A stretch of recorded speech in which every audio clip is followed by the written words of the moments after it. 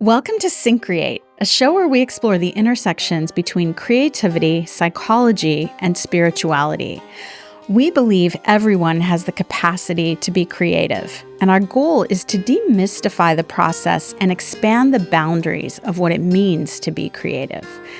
I'm Melinda Rothaus, and I help individuals and organizations bring their dreams and visions to life. At Syncreate, we're here to support your creativity. So if you have an idea or a project and you're not quite sure how to get it off the ground, please reach out to us. We've got resources, coaching, and creative process tools to help bring your work to the world. So, I am very delighted today to have our guest, Johnny Juste, coming in from Boston today. And want to just go ahead and read your bio because I found it so compelling. Jimmy, an unwavering seeker of uncharted territories, ignites insightful discussions with straightforward queries. Embracing a 9-year journey in Montessori spaces, he excels at disrupting and reshaping cultural norms as a seasoned consultant and facilitator. Jimmy's influence extends to over 30 organizations across Massachusetts and the wider U.S. At the core of his practice lies the liberation of self, employing diverse methods from somatic work to hypnosis and facilitative mediation. Facilitation, a transformative modality for meaning-making, empowers participants to express themselves authentically and boldly. Being a living commitment to imagination involves silencing the world enough to heed the soft, authoritative voice, reminding individuals of their essence and purpose. So, there's so much there. I just love it. Actually, there's so much to unpack there, right? So just to say number one, welcome. So happy to have you here today. Thank you. I'm glad to be here. Yeah. And just, less formally. So we met a few months back in March at the Florida Creativity Conference. Mm-hmm. And I attended your session on conscious facilitation, which I really loved. And, you just bring this really powerful yet calm presence to your facilitation work, and you gave us all a taste of it at the conference. And so I hope we can, kind of extend that to our listeners and viewers today. Yeah. And the topic of your presentation was conscious facilitation. So I think that's a great place just to jump in. So for people who may not know, what is conscious facilitation? I think if you asked any facilitator, they would say that my definition of conscious facilitation is the same definition as facilitation. Okay. I think I call it conscious facilitation because I think it communicates to people who are not familiar with facilitation that there is some consciousness and awareness to playing the role of facilitator. Yes. So I think for me and for many other people who practice this, so I in no way do I think what I'm doing is special. I'm just doing it in a way that makes it really transparent for the participants. I think it means that you're holding space and you're using yourself as an instrument to read what's happening in the room. Yeah. So I think you are just more aware of how things affect you, even things that we would normally take for granted, and use them to sort of paint an imagery of what other people in that very same room are experiencing. Yeah. So there's a lot of sensing into the environment, sensing into what's going on with people. And for example, what are some of the contexts in which you use this type of facilitation? Yeah. Normally when I'm hired to work with a group, it's I would say maybe 60% of the time. It's to work with groups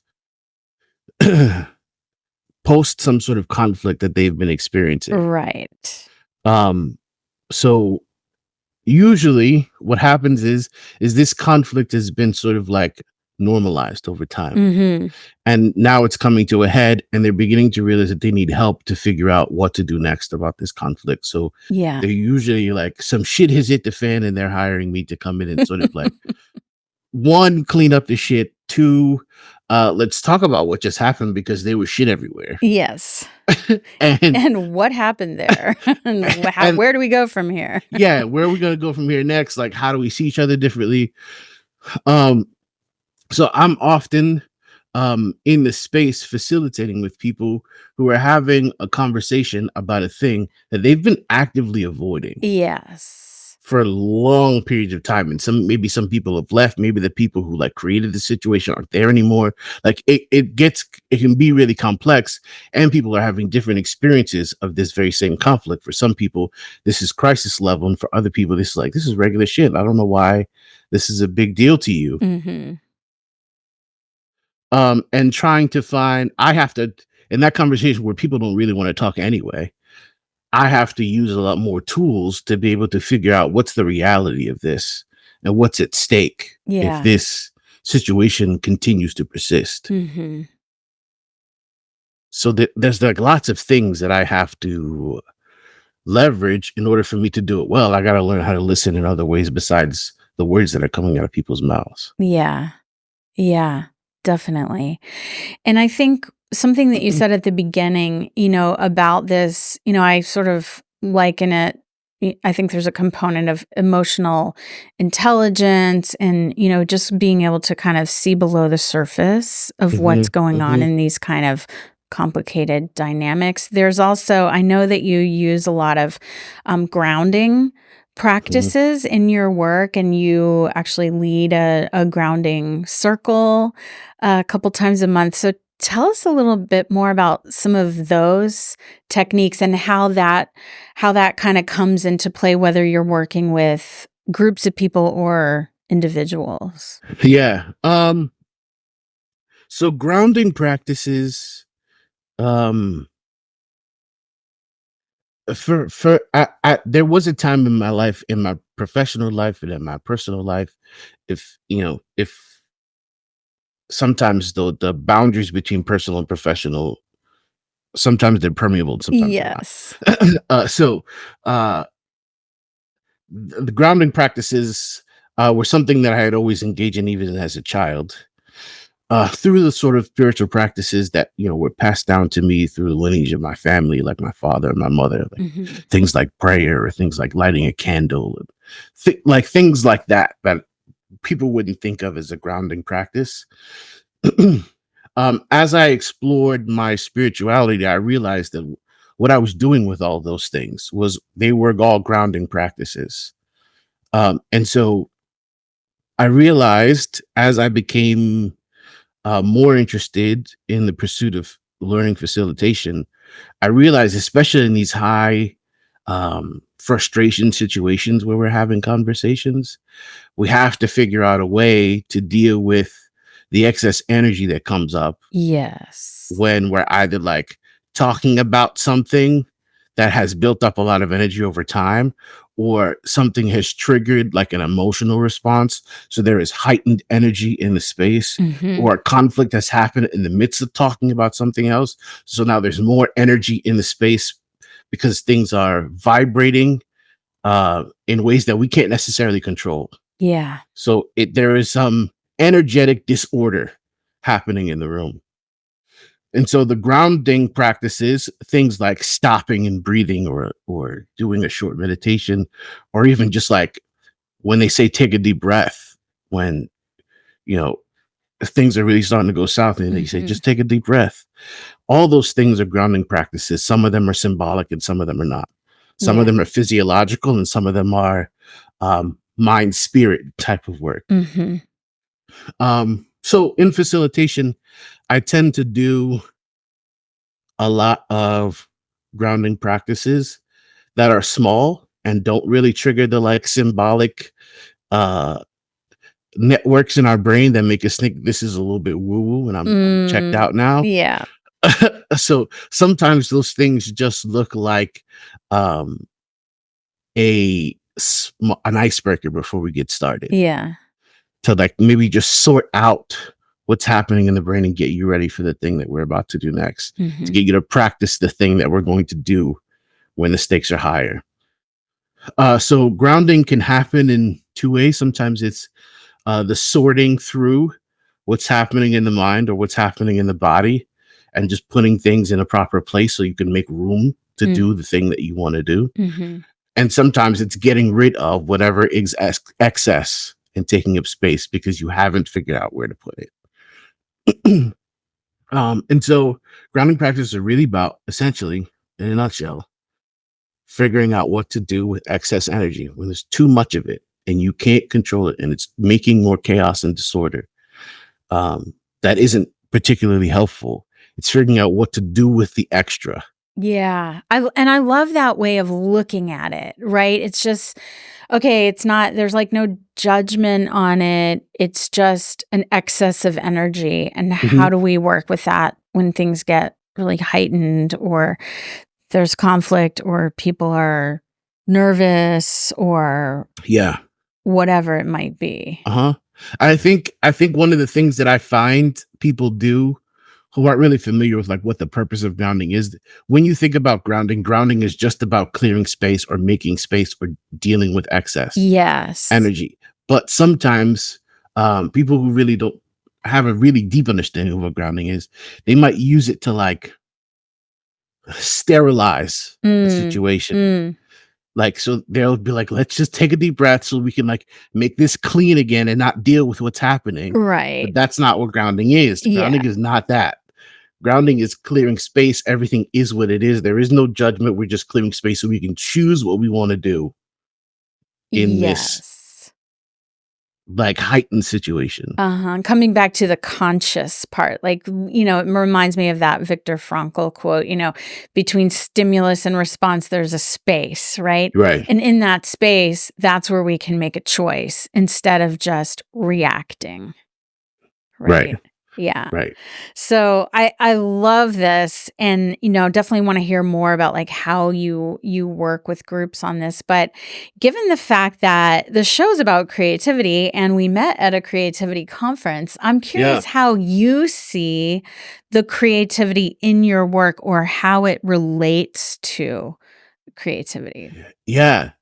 It relates to creativity because, like I said, I'm usually working with groups that are like in a heightened state, and they need to, and they don't want to be in the problem state anymore.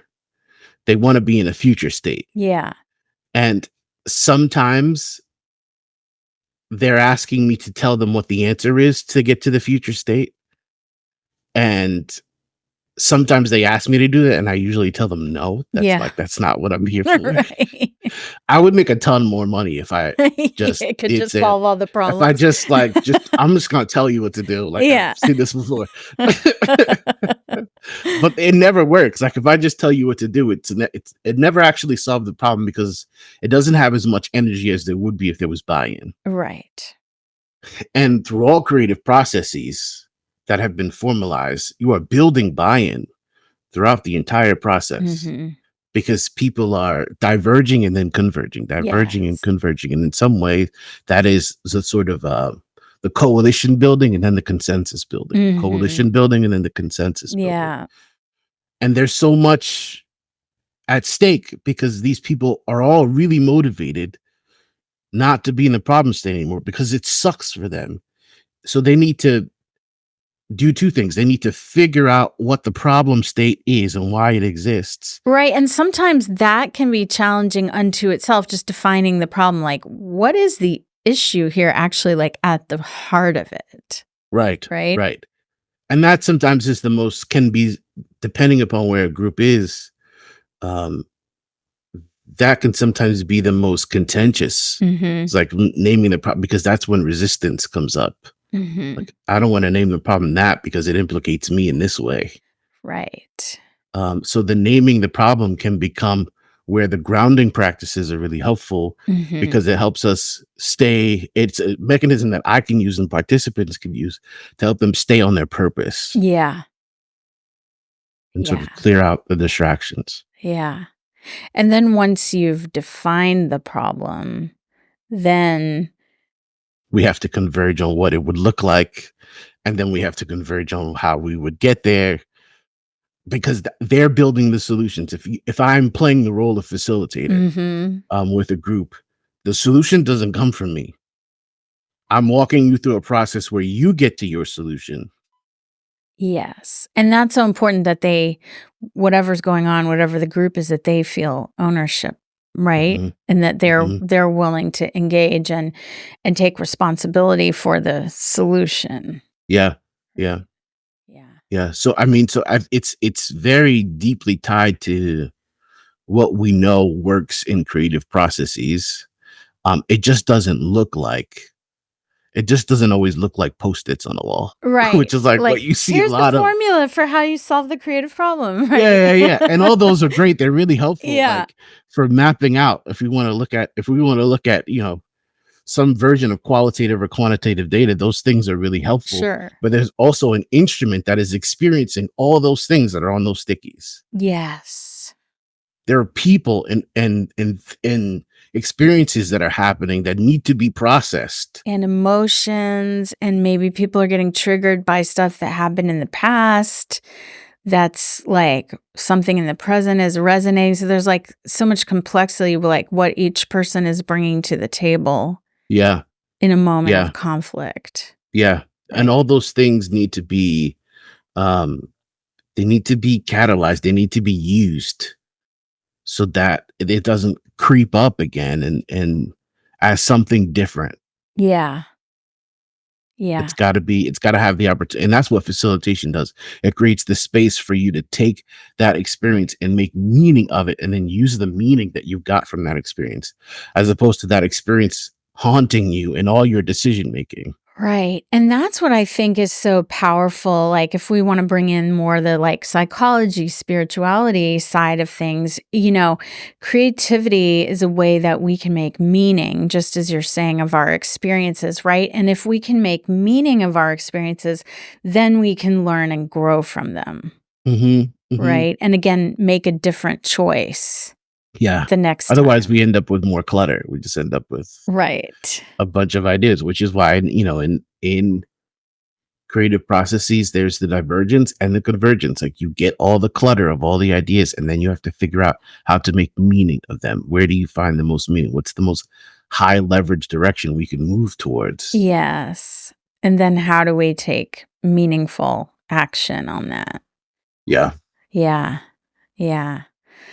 Awesome. Well, so one of the things we talked about when we were kind of thinking about this conversation was, this, how important it is to help people stay present when things get really difficult, and like having those difficult conversations. So yeah.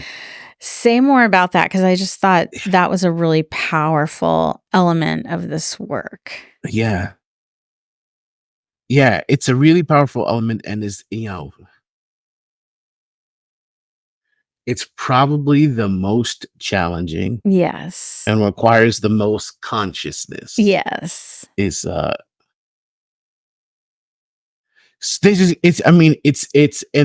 this is where I think getting people to stay in the room when things get challenging. Yes. Is becomes a challenge for the facilitator, for the practitioner who's in charge of holding the space, in charge of shepherding the purpose of why we're all in a room together.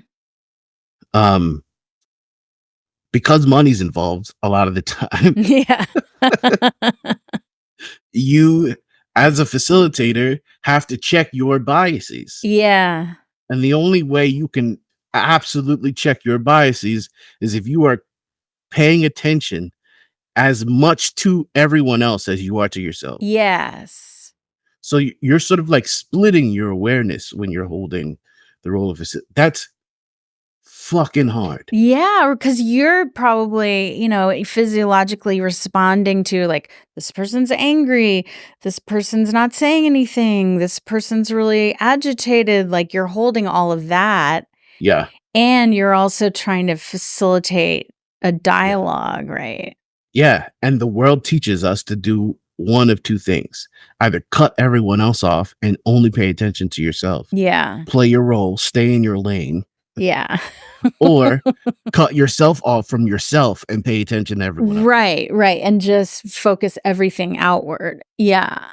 So there has to be, in order for you to like responsibly play the role of facilitator, you have to be figuring out ways to watch both. Yeah. And for some people, that means like bifurcating your attention. Like, this is where I'm going to pay attention to me. This is where I'm going to pay attention to them.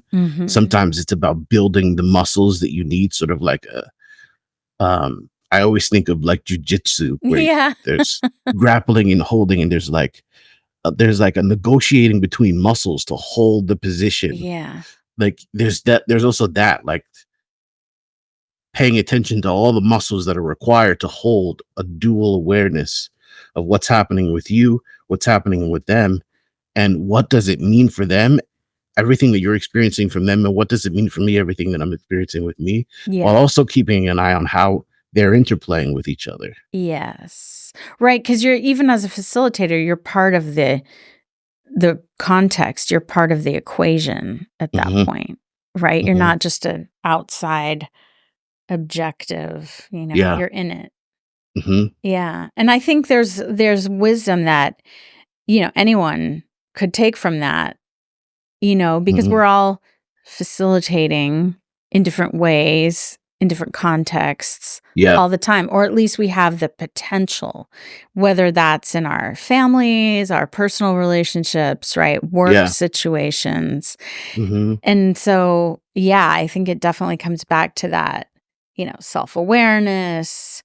What am I feeling? What's happening inside my mind and my body? What's going on with, the other people in this situation, and how do we communicate in a way that's productive? Yeah. And all of that is sort of giving you information of what you think people need so that they'll stay as it gets harder.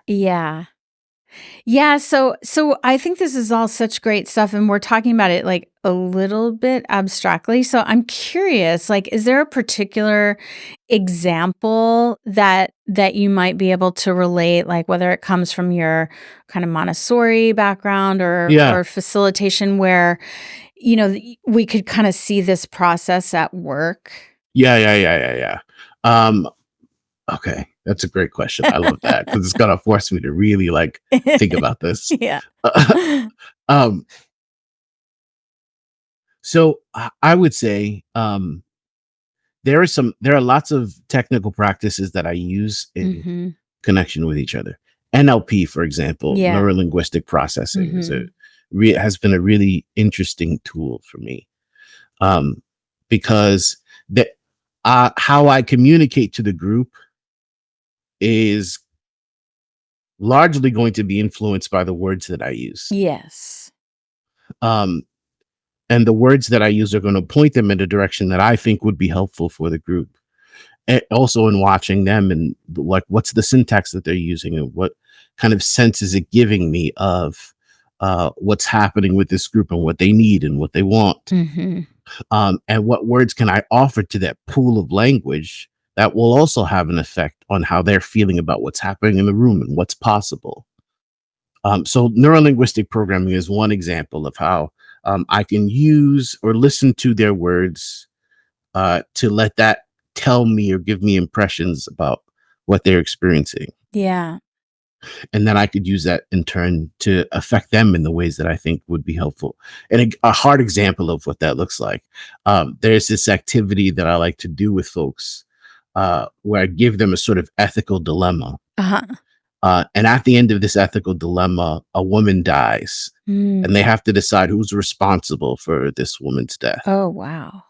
And so I can ask the question, who's to blame for this woman's death? Or I could ask the question, who's responsible for this woman's death? Those two things are likely, not totally, it's not guaranteed, but they are likely to elicit different responses from the group. Interesting. If I say, who's to blame Right. for the death versus who's responsible for the death. Right. Because for me as a facilitator, blame implies relationship. Blame implies social contract And judgment. and judgment. Responsibility implies power, Mm-hmm. implies structure, Mm-hmm. implies all of these things that will elicit different kinds of responses from the group Yeah. and different kinds of interactions with each other. Mm-hmm. So that's an example of how like neurolinguistic programming can like play, is a technical tool that you can use to help give you impressions of what's happening. Yes. And actually, on that note, it's interesting. What occurred to me when you were describing that is I would imagine, depending on the group and the context and the composition of who's in the room, you know, people may be communicating very differently, right? And like, do you have to adjust how you're communicating based on the particular group that you're working with? Yes, most definitely. Yeah. There's this one tool that I teach. It's intercultural conflict styles and communication styles. Yes. But so a lot of the time I'm working in DEI spaces. Yeah. So we're either having conversations about race or gender, or power dynamics in general. Mm-hmm. So identity plays a role in all those things. And there are styles to how we engage in conflict and styles for how we communicate. Yeah. Now, in most working spaces, they are going to be high on directness and high and very low on emotional expressiveness. Yeah. So that's what's considered, like in American society, is what considered workplace behavior. behavior. Like professional. Yeah. That wasn't professional. Right. Very often when people are saying that wasn't professional, Right. or I need you to be professional, they're saying there's too much emotion. Yeah. Right. There's too much emotion is what they're talking about. Yeah. Like, we are low emotional expressive and high directness. Yeah. So there are certain styles and there are certain expectations for people who don't communicate in those styles. Yeah.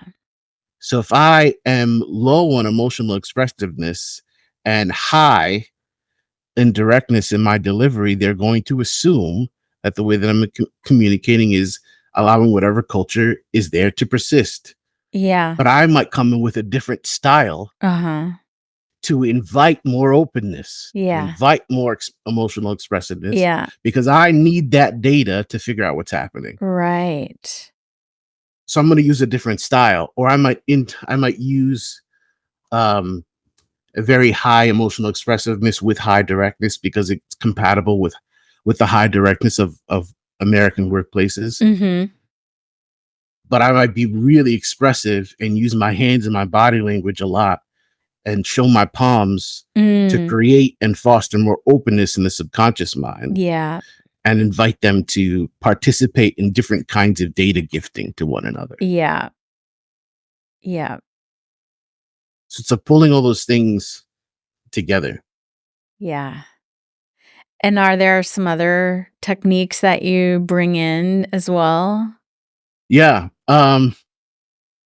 There's one tool that I am familiar with that I like to use, especially if I'm doing observations of groups. So if I'm in discovery with a client, because they've come to me to do some facilitation about a problem and they want me to see the problem before we go into figuring out how to problem solve it. Mm-hmm. I will use this tool called structural dynamics, which is like mapping out the different kinds of talk moves that people use in conversation. So it's this idea that there are only 4 vocal expressions in language. There's a move, a bystand, a follow, move, a bystand, a follow, and there's a 4th one that I can't remember. But you can use these tools to sort of map out what these vocal expressions are and see what patterns repeat themselves in a group. So it's sort of like coding people's language over time and seeing what emerges and what structures are there. What do people engage in? Why do they engage in these patterns? And are those styles, you mentioned power dynamics. So I would Mhm. imagine those communication styles are related with power Yeah, dynamics. yeah. Yeah. They definitely inform each other, and there are patterns. Um, like most leaders tend to be, you know, tend to live in directness. They also tend to live in more optimism, generally speaking, Mm. than Mhm. most other folks who play different roles. Yeah. So that like there are patterns to how people show up when they're playing those roles for long periods of time. And what's interesting is when those patterns don't persist, what does it tell you? Yeah. Yeah. Yeah. So is there an example maybe of a group that you've, and not to name any names or anything, but just trying to get at the dynamics of this, a group maybe that comes to mind that you've worked with where you were able to walk them through this facilitation process and they were able to find their way Yeah. to a a really positive solution from beginning with a really sticky Yeah. situation. Yeah. Yeah. There's one example that I'm thinking of that happened recently within an agency that I've been working with for about a year now. And the nature of their work is conflict. They shelter families that are going through high stress crisis Mm. situations. So Mhm. they're constantly sort of like processing and catalyzing conflict. Yes. And so when they're working with each other, it's helpful to have me, who they've hired to be just sort of be like a person who participates but is not involved in their work. I'm just Yeah. hired to sort of be there and listen and to name what I see, and then maybe they can decide what they want to do with my observation. Mhm. Um, they were they had just decided on some new norms for working together, and one of the norms is that no decision should be made outside of the managers group unless it's been discussed with the managers. Mhm. But something went down, like there were people away at conferences and some people were homesick, and so a decision needed to be made Sure. about something really quickly, and all the parties and stakeholders were not present for this Mhm. new norm that they had just enacted. Mhm. And so they went ahead and made the decision, and there were a bunch of people who really would have wanted to be a part of that decision Uh-huh. that were not there, and they were pissed because the whole reason that they enacted this rule was because the people who weren't there, they made a decision the last time without the rest of them, Right. and they were pissed. Yeah. And they were like, "You just gave me all this shit, Yeah. and you just did what you You did the you thing. did the thing that Yeah. I got in trouble for last time. You just did what." Yeah. And so I'm watching them talk about this because I've been working with them for years, so there's a lot of trust. So like if I'm in the room, they just have their meeting and like I'm not there. Uh-huh. And so I'm watching them sort of hash this out, and they seem the words that they were using uh was indicating that they had come to a solution, but they were still talking about the solution over and over and over and over and over. Uh-huh. And I was like, I just want to notice that there's some incongruence. Like the words you're using are telling me that you've come to a solution, but the patterns through which you're speaking is as if somebody's not satisfied with this solution. Huh. So like, can you help me make sense of the Yes. incongruence here? Yeah. And so they then figured out that they had to like talk about how it made them feel, the fact that this pattern had happened. That Okay. was what And they that didn't was the feel heard. unresolved part. They didn't feel heard. They came to a solution, but there were people who did not feel heard. So they were still talking about it and Mhm. looping over this thing that it seemed like they solved like 10 minutes ago. Yeah. Yeah. And so just making that observation and giving it back to the group. And like that's the using yourself as an instrument. It's like I'm feeling these things happening that don't seem to be making sense together. I'm not going to say what it means, but I'm going to give it to the group and see if you can figure out Yeah. what this looks like Yeah. or why it exists. Yeah, and sometimes just being there as an observer and just naming what you're seeing helps them to see what they're not able to see from inside, right? Yeah. Yeah. Yeah. Yeah. That's so cool. So I always like to, kind of try to find a way to like, bring these things home for people. So Hmm. um I like to do a creativity pro tip toward the end of each episode. It's like, okay, how can you take what we're talking about and put it into practice? So Uh-huh. do you have any, like, maybe a practical tip for people who just find themselves in the midst of, there's conflict is inevitable, right? It's Yeah, yeah. always, can we always have chances to practice? So, like, what's one thing, maybe a grounding practice or a facilitation tip that people could use to, next time they find themselves in a tense Yeah. situation? Yeah. I would say for being in conflict, I would say the most helpful thing you do is probably the hardest is to never succumb to the need to move quickly Uh huh. and expect that a good, thoughtful, and nuanced answer is going to come from moving quickly. Yeah. Um, you've got to move slowly. Sometimes you have to move quickly, but don't expect that like the answer that came out of your awareness when you were moving quickly is going to be the answer that should persist. Like that answer might need to evolve and Yes. move through some meaning making, move through some creative processes before it really becomes something that's sustainable and thoughtful and takes into account all the stakeholders. Yeah, I love that. I heard a phrase once actually at a meditation retreat, which is like, speed produces aggression. Uh huh. So, like, the antidote in my mind, one of my little mantras is, when in doubt, slow down. Yeah.